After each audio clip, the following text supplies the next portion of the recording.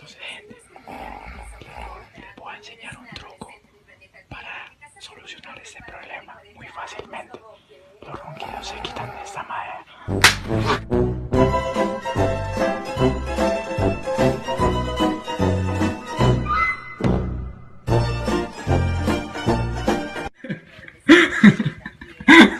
Ronald le pega a su madre.